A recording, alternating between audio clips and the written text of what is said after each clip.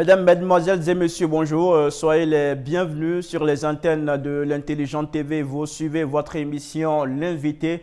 Nous recevons Monsieur Ange Mandrier, le président fondateur de l'ABIF, qui est African Business Invest Foundation.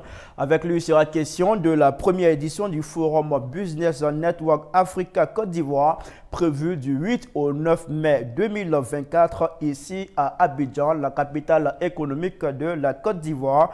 Monsieur Ange, bonjour. Bonjour, monsieur. Merci à vous d'avoir choisi le canal L'Intelligent d'Abidjan, l'Intelligent TV, pour communiquer sur cet événement. Avant de parler de ce forum en lui-même, on vous donne l'occasion de nous présenter l'ABIF. Qu'est-ce que c'est? Alors, merci beaucoup pour votre temps. Merci pour la réception, d'ailleurs, à cette excellente émission. Je suis Ange Mandrier, comme vous l'avez dit, président de ABIF. ABIF, qui est le sigle de African Business Invest Foundation, qui est une fondation panafricaine pour le développement économique du continent. Et donc, notre mission est surtout de renforcer la coopération entre le secteur privé et le secteur public. Et donc, nous accompagnons également dans la recherche et la promotion des PPP, des investissements et autres. Et nous sommes experts dans le réseautage et dans les projets de coopération sud-sud. Et donc, c'est cela ABIF, en gros. Alors, parlons de votre mission. Vous avez indiqué qu'il s'agit de renforcer la coopération entre le secteur privé et le secteur public. Pourquoi est-ce que vous avez constaté un malaise, un déficit quelque part dans cette coopération? Non, il n'y a pas de déficit. En fait, nous travaillons surtout sur l'Afrique. Il y a des pays où nous exerçons via nos partenaires locaux et où nous constatons très souvent que le privé a du mal à coopérer avec le public. Alors, certains pays, je parle de certains pays, je ne parle pas pratiquement de la Côte d'Ivoire, parce que la Côte d'Ivoire a une belle expérience à ce niveau. Moi, je suis du Congo-Brazzaville. La BIF a commencé au Congo-Brazzaville. Nous venons à peine de poser nos valises à Abidjan, en Côte d'Ivoire. Bienvenue à vous. Merci. Et donc, nous sommes en train d'observer un peu ce qui se passe et je suis totalement satisfait. En Côte d'Ivoire, il y a une très belle coopération privée et publique que j'observe. Et nous venons juste pour le renfort. Et le renfort, ce n'est pas que pour la Côte d'Ivoire. Nous sommes une fondation panafricaine. Et donc, on veut renforcer cette coopération entre le public et le privé à travers l'Afrique. Et même en Côte d'Ivoire où c'est bien fait, mais nous voulons continuer. C'est une manière d'encourager, en fait. Vous dites en Côte d'Ivoire c'est bien, mais par contre, dans certains pays africains, ce n'est pas le cas. Comment on peut expliquer cela? Comment est-ce que vous expliquez cela de l'aide de l'expert que vous êtes? Il y a des pays africains où la collaboration, elle n'est pas totalement au niveau de ce que nous attendons. Nous sommes dans le secteur privé, nous savons un peu comment ça se passe, et donc on ne peut rien faire sans le public. On ne peut pas s'en passer du public, de l'État. Donc, nous sommes obligés de collaborer. Et donc, c'est vrai qu'il y a certains pays où c'est un peu compliqué, mais bon, ça commence à aller. C'est l'État qui n'est pas ouvert ou c'est le privé qui Non, généralement, l'État est toujours ouvert. Généralement, l'État est toujours bien ouvert et c'est le privé qui hésite. Beaucoup de privés se disent qu'ils peuvent se passer de l'État. Alors que moi, j'ai pour habitude de dire qu'on ne peut jamais, on peut pas se passer de l'État. C'est impossible. On peut évoluer comme on veut, on se sentir autonome, mais on ne peut rien faire sans l'État. Donc, il est impérativement important de pouvoir coopérer avec le public.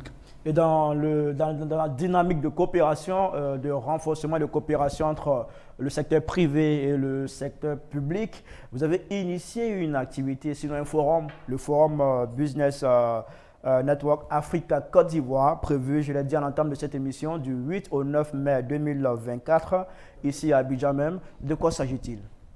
Alors le forum, ce qu'il faut retenir déjà, pour revenir à la genèse, c'est que ABIF, pour matérialiser un peu toute notre mission, nos objectifs, on a lancé un concept que nous appelons Business Network by ABIF. C'est un concept de rencontre d'affaires, de forum économique que nous organisons un peu à travers certaines villes, certaines capitales africaines. Comme je disais dernièrement, nous étions auparavant basés à Brazzaville, au Congo. Nous avions organisé des apéros d'affaires, des rencontres d'affaires et autres au niveau de Brazzaville, au Cameroun également. Et lorsque nous sommes arrivés en Côte d'Ivoire, parce que nous sommes encore en train de nous installer, et donc nous sommes dit, bon, une manière pour nous de faire connaître ABIF et de faire connaître aussi, également, aussi notre projet, parce que nous avons mis en place un programme de renforcement de la coopération économique, secteur public et privé, entre la Côte d'Ivoire et les pays africains. Donc on a mis un programme en place unique, exclusivement, particulièrement pour la Côte d'Ivoire, en collaboration avec les pays africains. Parce qu'on s'est dit, nous-mêmes, nous sommes venus nous installer ici, et puis bon, on ne va pas se cacher, la Côte d'Ivoire est une plaque tournante, hein, est un pays incontournable des affaires en Afrique francophone surtout. Et donc, on a besoin de cette expertise ivoirienne dans certains pays également. Comme on dit souvent, j'ai l'habitude de dire, on ne refait pas la roue. Ce qui marche ailleurs, on peut prendre et copier, mais faire ailleurs. Donc, entre nous, Africains, c'est ça là la synergie que Abif veut également aussi créer. Et donc, c'est dans cette optique-là que nous avons initié le forum Business Africa-Côte d'Ivoire, qui était avant tout le forum Business Guinée-Côte d'Ivoire. Parce qu'au départ, on a voulu créer une certaine coopération entre la Guinée, Conakry, et la Côte d'Ivoire. Et là, vous avez décidé d'élargir. On a voulu élargir le concept parce que... À toute l'Afrique. À toute l'Afrique. Parce que notre récent point de presse que nous avons tenu il n'y a pas longtemps, nous avons essayé de présenter ce programme-là que nous avons mis en place pour la Côte d'Ivoire et les pays africains. Et ça a suscité de l'intérêt auprès de certains autres pays également. C'était important pour nous de pouvoir organiser un événement en un seul coup, plutôt que de l'organiser plusieurs fois au niveau de la Côte d'Ivoire. Donc on s'est dit, on commence par un événement Africa-Côte d'Ivoire, comme ça ce n'est plus exclusivement Guinée, mais on va ouvrir à tout le monde, comme ça permet de pouvoir faire profiter également à tous les partenaires de la Côte d'Ivoire. D'accord, vous avez indiqué qu'au départ c'était un forum Côte d'Ivoire-Guinée. Et après, vu l'engouement de certains pays africains, vous avez décidé d'élargir l'initiative à toute l'Afrique. C'est vrai, vous parlez d'ouverture à toute l'Afrique, mais au-delà de cette ouverture, qu'est-ce que cela implique concrètement comme changement? Bon, déjà, ce n'est pas toute l'Afrique, hein, c'est ouvert surtout à l'Afrique francophone. L'Afrique francophone. Et c'était important pour nous de le faire parce qu'il y a des pays qui veulent partager également leur expérience.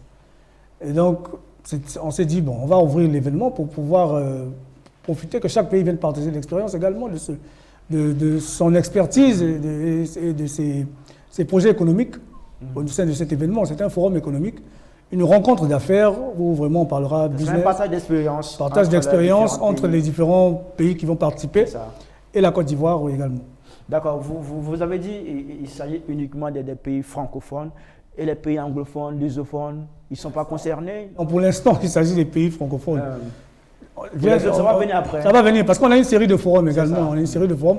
Après ce forum Africa-Côte d'Ivoire que nous allons tenir ici en mai. En juin, on a un forum, le 27 juin, on a un forum en préparation, en parallèle, avec l'Angola et la Côte d'Ivoire. Angola, Côte d'Ivoire, on aura aussi le forum. Et on a un forum également Congo-Côte d'Ivoire qui va être prévu également toujours au cours de cette année. Afrique de l'Ouest, Afrique. Voilà. Et en fin d'année, on va clôturer cette série avec, pour cette année, on va clôturer la série de forums avec un forum assez géant qui va se tenir entre les deux sous-régions, deux grandes sous-régions, l'Afrique centrale, l'Afrique de l'Ouest et l'Afrique centrale. Alors, pour un début, vous commencez, est-ce que ce n'était pas plus judicieux de commencer avec la Guinée et puis voir ce que ça allait donner comme résultat avant d'ouvrir à toute l'Afrique? C'était pas mieux de le faire ainsi?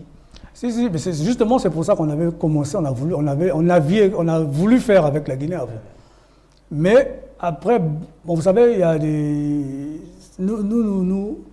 on ne pouvait pas faire uniquement avec Guinée-Côte d'Ivoire et puis avoir par exemple le Cameroun qui est représenté, le Rwanda qui vient également pour participer. Et quand on a vu cet engouement, on s'est dit, bon, là, ça ne sera plus seulement Guinée-Côte d'Ivoire. Et puis, on ne peut pas non plus repousser les pays.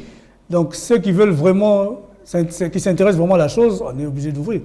Donc, nous avons échangé avec les autorités guinéennes avec qui nous avions cette collaboration. Au niveau de la Côte d'Ivoire, nous avons l'ambassade. Et donc, on n'a pas eu de soucis pour ça? Non. C'était plutôt une bonne nouvelle de pouvoir élargir, de ne pas se focaliser que sur la Guinée pour l'instant. Donc on a voulu élargir. La Guinée sera également là, mais il y aura d'autres pays aussi. Bon, justement, parlant des pays, quels sont les pays qui vont prendre part à ce forum? Comme je dis, on est focalisé surtout sur l'Afrique francophone. Oui, des pays francophones. Et donc nous avons les pays comme il y aura la Guinée, il y aura la Mauritanie, la Côte d'Ivoire notamment, hein, bien évidemment, qui est déjà là, le Cameroun, le Congo, la RDC. pour ne citer que ceux-là. D'accord. Le Cameroun, la Guinée, le Le Congo, la RDC, voilà.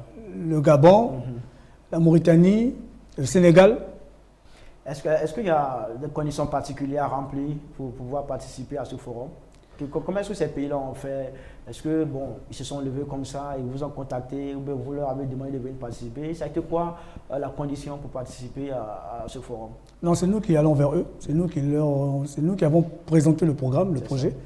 Et certains ont trouvé intéressant, parce qu'on n'aura pas tout, hein. Tout le monde n'a pas, c'est pas tout le monde qui a trouvé intéressant, mais ceux qui ont trouvé intéressant se sont joints à nous. D'accord. Mais c'est nous qui organisons et c'est nous qui allons vers ces États. Alors, monsieur Ange, je vous ai entendu dire que la Côte d'Ivoire est la plaque tournante, est une bonne terre pour les affaires. Oui. Mais, quand j'ai consulté un document que vous m'avez transmis, j'ai vu comme slogan de votre forum, vous avez dit l'Afrique francophone à la rescousse de la Côte d'Ivoire.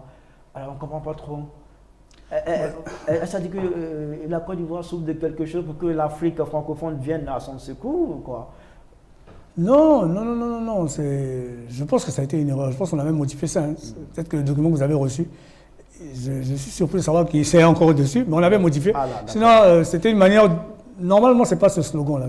Nous, ce qu'on veut, c'est de faire comprendre que c'est l'Afrique francophone, les pays d'Afrique francophone viennent se joindre pour pouvoir découvrir l'expertise ivoirienne. C'est surtout ça en fait. C'est pas que la Côte d'Ivoire souffre de quelque chose, c'est plutôt la Côte d'Ivoire qui a quelque chose. D'accord, voilà dont tout le monde vient pour pouvoir s'enquérir de cette expertise-là. D'accord, voilà qui est clair. Alors, opportunités. Les enjeux, c'est bien sûr le renforcement de la coopération entre les différents pays, c'est ça? Tout à fait, et la Côte d'Ivoire. D'accord. Alors, pour terminer, est-ce que vous avez un appel à lancer à l'endroit de nos téléspectateurs relativement à ce forum? Oui, bon, écoutez, c'est un forum qui n'est pas payant. Enfin, je veux dire, la participation individuelle, elle n'est pas gratuite, mais elle est sur invitation. Sur invitation. Elle est sur invitation parce que c'est d'abord réservé en priorité à nos partenaires, parce que c'est un événement beaucoup plus corporate. Et donc, on priorise ceux qui nous accompagnent dans l'organisation de cet événement. C'est un événement qui s'organise avec, qui n'est pas aussi des moindres, cet événement. Et donc, on a des potentiels partenaires qui se mettent à nous, comme par exemple l'Intelligence TV également, qui est avec nous. Donc, je profite de l'occasion pour dire merci encore à tout le groupe même, d'ailleurs, qui nous accompagne, ce média. Et donc voilà, notre événement est réservé à tous nos partenaires. Donc, ceux qui veulent participer à cet événement, en tant qu'entreprise, il faut commencer par être partenaire de cet événement. Et puis ensuite, une fois que vous êtes partenaire, vous recevrez des invitations de groupe au nom de votre entreprise. Et donc c'est d'abord ça la priorité, parce que pour nous, c'est toutes les entreprises de la Côte d'Ivoire qui vont s'associer à nous. Ce sont ces entreprises-là qui seront mises en avant pour pouvoir se mettre, on les mettra sur un plateau avec la cible à portée de main pour proposer tous les projets qu'ils ont. Parce que selon le programme, nous aurons des panels, c'est vrai. Nous avons 2 panels, je pense, et nous avons des séances de pitch également. Donc, on permet à nos partenaires de parler de leur savoir-faire, d'exposer. Donc, c'est vraiment, avant tout, un forum de réseautage. Alors, parlons de programme. Le 8, qu'est-ce qui va se passer? Et le 9, qu'est-ce qui va se passer? Le 8, c'est la grande cérémonie. Il y aura une cérémonie d'ouverture, protocolaire, comme d'habitude, et qui sera suivie d'un panel, et puis après des séances de pitch, de présentation. Et il y aura toute une exposition pendant les 2 jours. On a un salon d'exposition pendant les 2 jours. Et ensuite, le soir, nous aurons un cocktail dînatoire. Et le 9, ce sera les travaux. On a 2 autres panels le 9. Et puis la cérémonie de clôture. D'accord, c'est bien noté. Merci beaucoup, monsieur Ange. Vous estimez avoir tout dit. C'est bon là? Oui, je pense que c'est bon, oui. D'accord, merci beaucoup, monsieur Ange. Enfin, je voulais peut-être souligner quelque chose. Ceux qui veulent participer, même s'ils ne peuvent pas être partenaires, ils peuvent quand même nous écrire sur l'adresse mail abif.bnc@gmail.com. Vous allez répéter ça? abif.bnc @gmail.com. Ils peuvent écrire dessus, nous présenter leurs entreprises, leur savoir-faire, et puis on pourra leur envoyer une invitation.